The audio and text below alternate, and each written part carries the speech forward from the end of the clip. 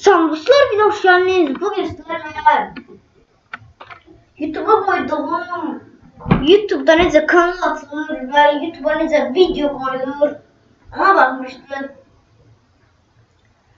Bugün de size YouTube'da telefon YouTube'unda nece kanal atılır onu göstereceğim.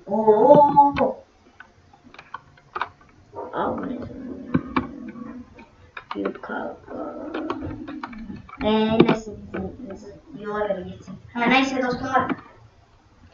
Bu girsin. İndir.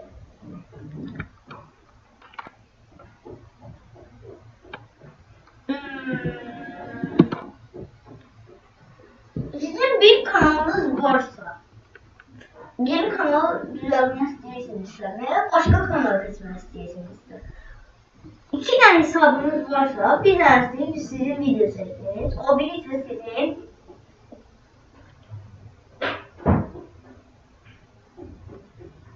neyiniz?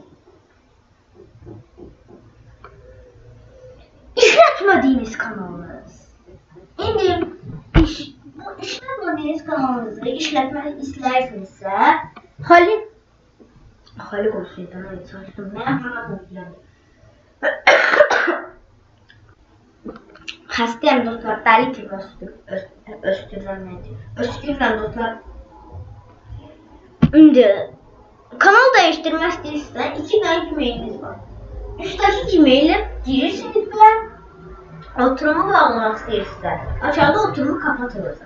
Buna girip oturumunuzu kapatmalısınız. Ama yine işlettiğiniz kanala geri bağlanabilirsiniz şifreyle. Yeni kanal atmak isterseniz hesaplardan Halik olan sevgiler@gmail.com Neyse.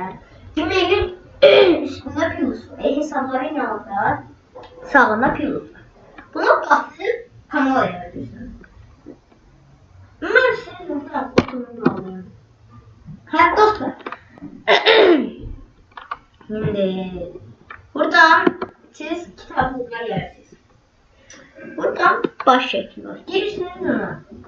Videolarını yüklemek, kaydetmek, bir şey görmek için hemen oturmasın. Böyle sığmasın. Buna girirsiniz. Ve hesaplar. Oturmaz. Dostlar bağladık hesabı ve oyun ve oyun indirme sitesi. Kanal şeyinde sığdırırsınız. TikTok'lar. Şimdi burada yazılı video koyuyorum. Buna girirsiniz. Buradan ne dostlar ancak öz şekiller olabilir burada. İsterseniz şekil sizden Bluestack'a nerede mobilinize yüklersiniz. Böyle verecek. Sonra orada video. Sonra ona girirsiniz. Videolar katsanız Snapchat'ta özünüze bakacaksınız. Flash of Clans oynayacaksınız. Clash Royale oynayacaksınız. Zombies oynayacaksınız.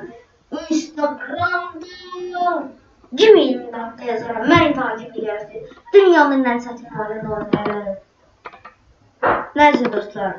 Videomuz bu kadar iyiydi. Sağ olun. Sağ olun.